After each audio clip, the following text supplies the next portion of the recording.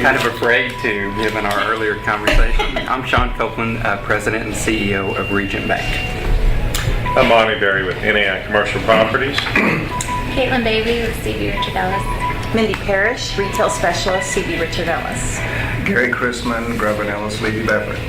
I'm Stephen Carwell, National Commercial Auctioneers. Mike Craddock, Hotel Broker 1. Are you doing most of your lending locally? All of our All the lending's local. Are you seeing too, like more squeeze from larger national banks coming into our market, or the local banks? No, I tell you what we are seeing, the primary competition we see, we've lost the life insurance companies and a lot of the Wall Street long-term fixed non-recourse money. You don't see that very much. What you do see though is you see some aggressive local players, larger players, who are sitting on billions of dollars in cash. Right. Doing some very aggressive, but to Gary's point, it has to be the right deal. I mean, high quality, great borrowers, and when they see that, boy, they will get very competitive on pricing and terms. So that's really where we're seeing the competition intensify. It's really if I could kind of share one message with the business community on the banking front, it's really about cash flow. I mean, it really is about cash flow. It just, the days of I can buy this and turn it and sell it, they just are not there. There just is not the confidence to do that unless you've got a huge balance sheet, a very strong backer, that can hold it for a long time. But it really does boil down to cash flow, Or the lack thereof. Or the lack thereof, and I don't think that's going to change for a while. So some of the troubled assets that are out there now in that hold period, they're going to have to get to a price where they cash flow based on the purchase price. Exactly. And that's where Monty's talking about the disconnect. Then we've got the disconnect being the seller still, well, no, I got it here, but my cash flow says that value needs to be down here. Something's going to happen. Hey, when you get to full occupancy, you can be that could have purchased it for this, and you got to purchase it on the bank. Could we predict, in 2012 or 13? Return to confidence. This is year 3. This is year 3. So tell me, we're year 3. Question, yeah. It's been said it took us 10 years to get into this mess. It could take us 10 years to get us out.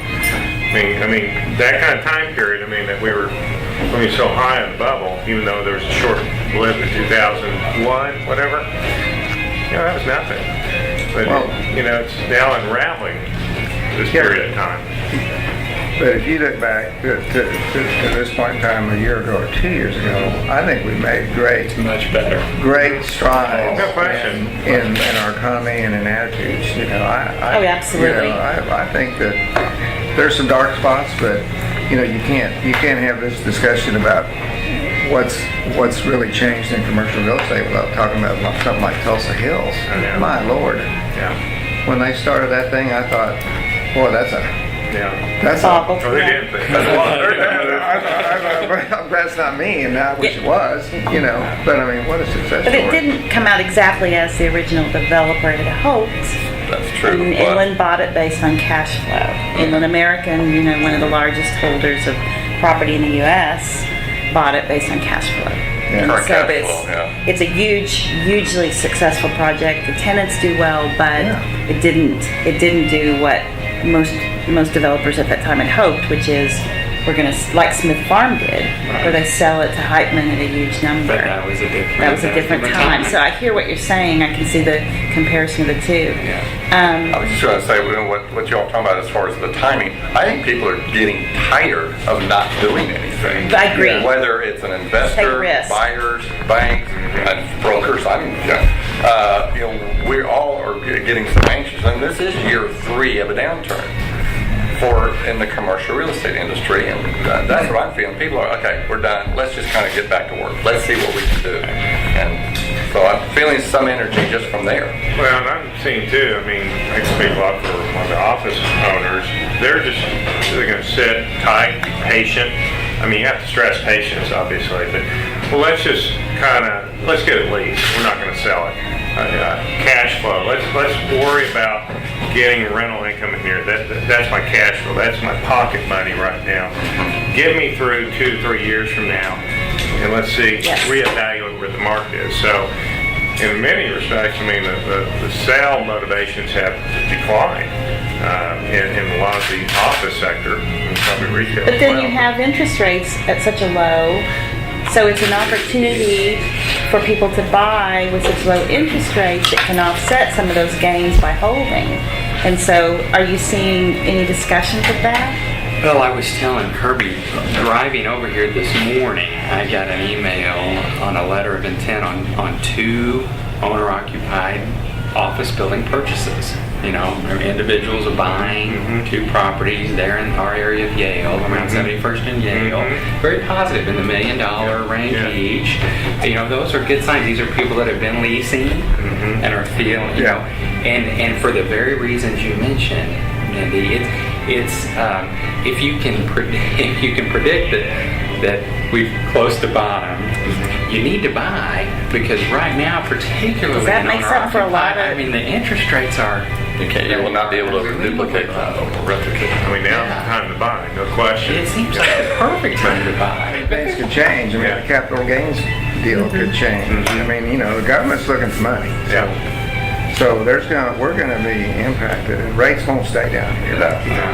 Mindy, one thing that hit me when Mike was talking that I think would be really interesting for the story is when you look at demand of banks to finance projects, and I think this would be interesting for everybody here, there is and this was not the case in the past, there is an informal maximum on certain types of loans that the regulators want to see a bank make.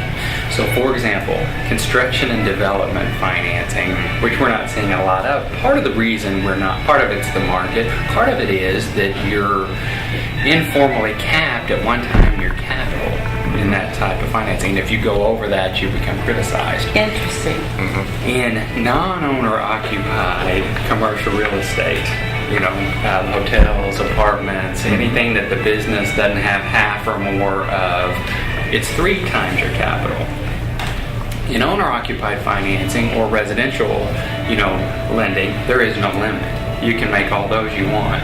So that's part of what's driving that. So when you're looking at a non-owner occupied project, you're looking at the project, but you're also looking at your bucket and going, okay, I got $18 million available over here. Do I want to use it on this? Oh, good point. Right. That's interesting. So it just hit me. I don't know if that's common knowledge, but it is a fact. I actually didn't know that. Yeah, Sounds I mean, like you knew that, Mike. that's a good point. Yeah, well, that and you have asset class, you have even borrower. You have a maximum of borrowers that you have. You got legal limits, and you don't want concentrations in any, you know, in any critical. You've got all that, but this 300 and 100s are big. It's big. Are most of your, and then I'll shut up, but most of your loans with your owner-occupied, are you going through the SBA in most of those? It's whatever the client Okay. prefers. You know, they can either do 20% down and do more traditional financing, 5-year fixed, 7-year fixed type deal, or if they want to go SBA, they only put 10% down.